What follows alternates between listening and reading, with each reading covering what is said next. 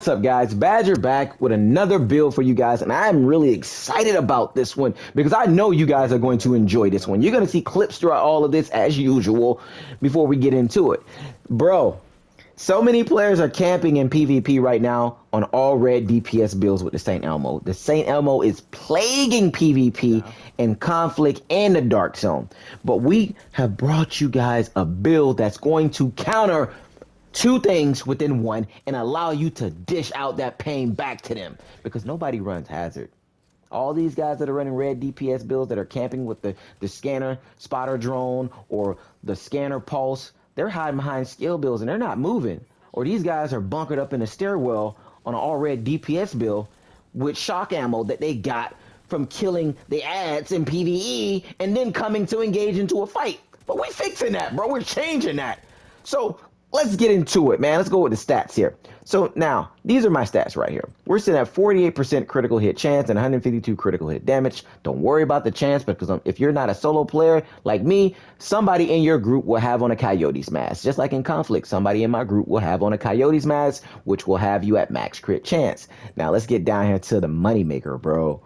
We're sitting at 100% pulse resistant, which means that you can't get pulsed by any guy that's camping with the technician laser pointer, the scanner drone, or scanner pulse. You're not going to be on the radar, so you're going to be able to sneak up on these camping rats and shock them to death and kill them. Bro, now we also have 100% shock resistance, bro.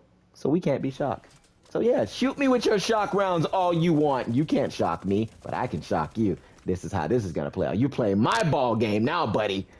Now, with the St. Elmo, man, great gun to utilize, man, because like I said, you're gonna be able to shock them. Shooting an enemy with this weapon will give 1 stack. At 100 stacks, the next magazine will be filled with shock ammo, which means you're gonna have 71 shock bullets to shock players in PvP. Oh yeah. Now, my secondary weapon is the military M870. I like running shotguns. I'm a shotgun guy, but you do not have to run a shotgun. So basically the chain reaction, what you can do, you can hit them with a shock bullet and then swap to your FAMAS and shoot them bad boys right in their forehead. Just empty the clip. But me, I like to be cheesy. So I'm going to hit you with a 1.4 million shotgun, which is probably going to 2 to 3 tap you.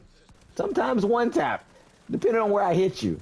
So that's just me. It's expertise 16 on top of that. Now, we're also running a double barrel. For those of you guys that don't know, this bad boy hit. So if you don't want to run a shotgun like me, you can also run this as a holster shotgun, which will definitely knock their armor off and scare the daylights out of them, of course. So that's the setup between the weapons that we got here. Now, we're also running 3-piece yaw. With the 3-piece yaw, we're gaining 10% hazard protection, 5% weapon damage, and 40% pulse resistance, which is why we're sitting at that 100% pulse resistance, mainly because your specialization also gives you 50% if you guys did not know. So that's 40% that's added there. So that's like 90 right there. When we added that 10% extra pulse resistance, now we're sitting at 100, of course. So we also got 1 hazard on our piece. So your hazard piece roll needs to be somewhere on your build, guys. It can be any particular where. It doesn't matter where at. You don't have to have everything directly like mine, but this is what we're sitting at. Armor, hazard protection, crit damage, shock resistance there, chest plate here, as you guys can see. Roll to armor, crit chance, crit damage, 10% pulse resistant mod, and we're using unbreakable. Now in PvP, when your armor is depleted, repair 50% of your armor whenever you take damage from a player. Whenever they break your armor, of course, you get 50%. Now for our gloves, we're using y'all gloves as well. We got that core attribute roll to weapon damage, crit chance, as you can see. Now our backpacks is going to be a little different here.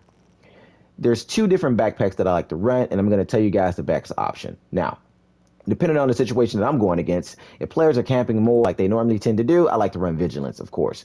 Now, like I said, pulse resistance allows you to run around the map undetected, so you can sneak up on these guys and shoot them. But if you're applying that shock to them, you definitely want to run wicked because you're getting that 18% weapon damage. It's going to always be active, guys. But the true DZ sweats here, most of you guys know to run companion, because you're going to be probably running the Seeker Mine. Companion will always be active if you have a skill or your teammate is near you, of course. But if you're a solo player like me, it's best to go with Wicked or Vigilance, guys. Vigilance is going to give you that 25% damage, but it's going to be disabled for 4 seconds if you take damage. But it's going to be right back with a quick strafe and then pop a couple rounds.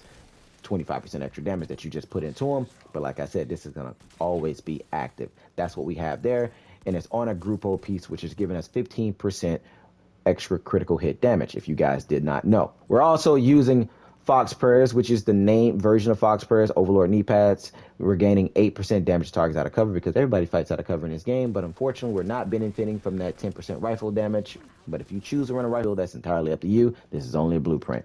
Now, what's also important here is the Sucker Punch.